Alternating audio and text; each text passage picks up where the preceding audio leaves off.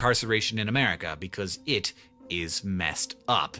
Now, crime is also messed up. Bad things happen to good people, and that's terrible, and something should be done about it. Well, we send people to prison to be punished, and to prevent them from doing bad things again, and to deter others from breaking the law. Punishment, corrections, and deterrence. Now, we have this habit of thinking of prisoners as something very external to society. After all, there are literal walls between them and society, walls capped with razor wire and watched over by people with guns. But millions of prisoners are released each year. Today's prisoners are tomorrow's neighbors, so corrections should probably be the most important piece of the incarceration pie. Unfortunately, it is not. We are, however, really good at punishment. America has about 4% of the world's people and about 25% of the world's incarcerated people. We have the highest incarceration rate in the world. Over the last 30 years, that number has skyrocketed, increasing over 400%. 41% of American juveniles and young adults have been arrested by the time they turn 23. Children as young as 13 years old have been sentenced to die in prison. And our prisons violate international standards. Solitary confinement increases instability and violence in inmates and is considered by international law to be torture.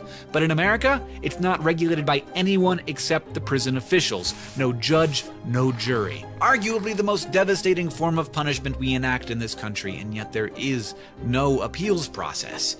And you think it's hard to get a job in America? Well, we make it intentionally more difficult to get a job once you have a conviction on your record, not to mention just to live your life. Convicts are ineligible for welfare, student loans, public housing, food stamps, and are often socially disconnected from community and family support structures. So in addition to having high recidivism rates, they have very high rates of homelessness and suicide. Somewhere along the way, we started to think that being tough on crime meant being tough on criminals, but that's not the same thing. Punishment is only one piece of a much larger crime reduction pie. And it's an expensive one, with some institutions paying more than $100,000 per year per prisoner. Long prison sentences have helped to decrease crime, but no more than 25% of the decrease we've seen can be attributed to incarceration, and it costs far beyond just dollars. The cost is to people, to our country, to communities, to families, and to ourselves. The policy seems to be, if you've committed a felony, we just give up on you. These wars on crime, wars on drugs, they are wars on people. The smart political move is to appear tough on crime because crime is scary, so we increased minimum sentences, we arrested more people, we sent more of them to prison. That's how we looked tough on crime, but the results are in. It's bad policy. It's cruel, it's short-sighted, and to continue this policy of mass incarceration would be foolish. We're living inside of a massive $75 billion per year failed experiment. 2010 was the first year in nearly 40 years that the number of incarcerated individuals in America did not increase. Policymakers are beginning to realize the magnitude of this failure, but there is a long way to go. John.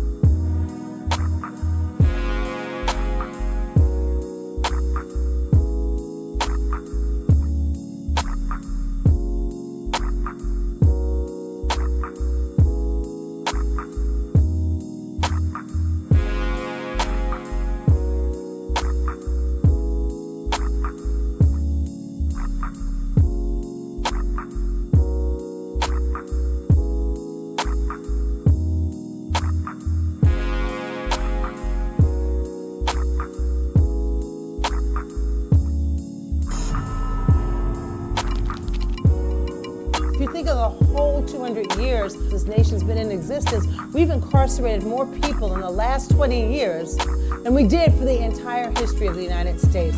Those are conversations we have on the corner. We talking about how police is messed up, the system is against us, but it's just hearsay. We just talking about it. The book actually put it together and explained how we're actually not crazy.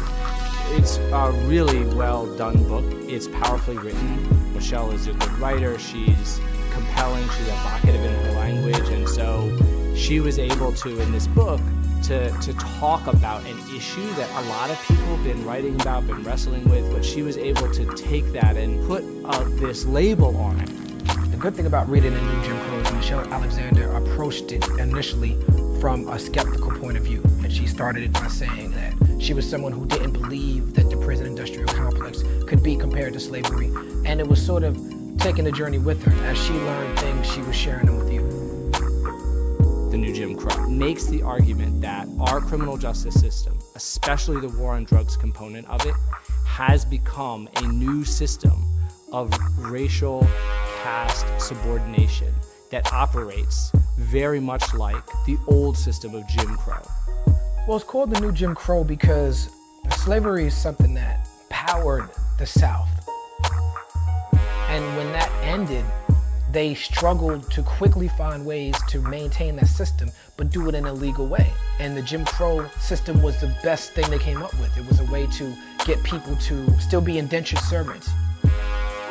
When you bust them on minor offenses or things that are really trivial, and they're now in debt, and in order to pay off this debt, they now have to work on your farm, and they are working at wages that don't allow them to ever work off this debt.